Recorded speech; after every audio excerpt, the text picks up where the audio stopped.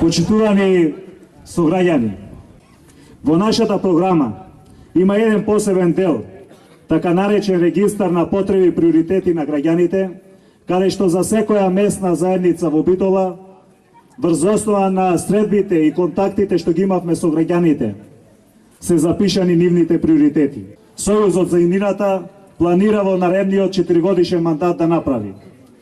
Ќе го средиме влезот на населбата. Тоа што Владимир Талевски го ветил, а не го исполнил. Почитувани пријатели, 8 години не гледаат во очи, 8 години лажат. 8 години дадоа илјадници ветувања за Битола, ни една не направија. Мислат ли уште дека ќе ги лажат граѓаните? Не можат. Ги прочитаја. Пред нас е тешка одлука. Одлука од која зависи иднината на нашиот град.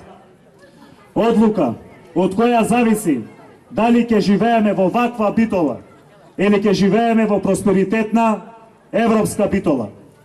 За таква Битола, ајде сите заедно, ве повикувам да гласате за советничката листа на Сојузот за иднината. Менде Тиневски за Битола. Сега.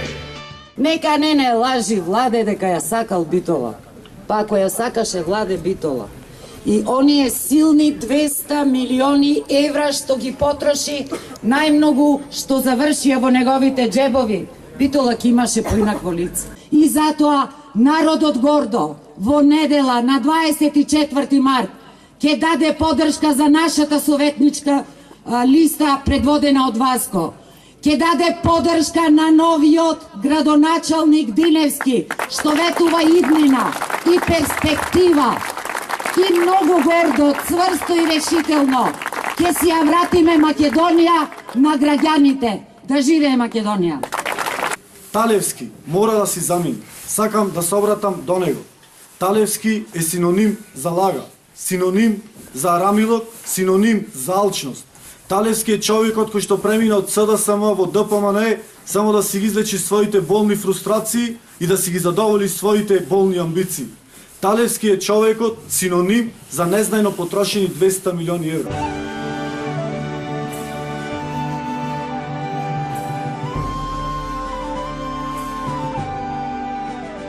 Ги гледаја во очи и векаја, тука во центарот на Битола ќе имате катна гаража. Ги излажија. Тука во близина ваша ќе имате затворен базен. Ги излажија. Во центарот на Битола ги излажија дека ќе направат нов плоштад со подземна гаража.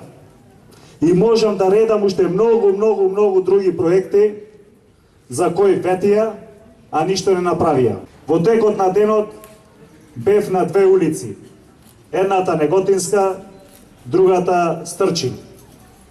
Ме повикаа луѓето и викаат: менде сакаме да се сретнеме затоа што во изминатите 8 години само лажат, само ни ветуваат, кога ќе побараме прием во општината, не сакаат да не примат.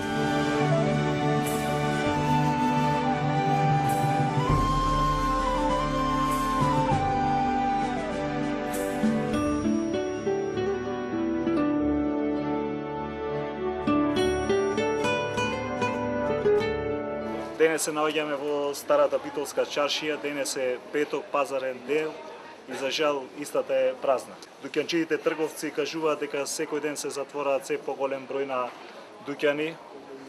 Во изминатиот период се затворени некаде над 80 на дуќани. Прометот е слаб, истите се на удар на разни инспекции и високи казни, плаќаат високи давачи кон локалната самоуправа. Ние во нашата изборна програма имаме предвидено серија на мерки и решенија за подобрување на оваа состојба, особено за заживување на старата Битолска чаршија.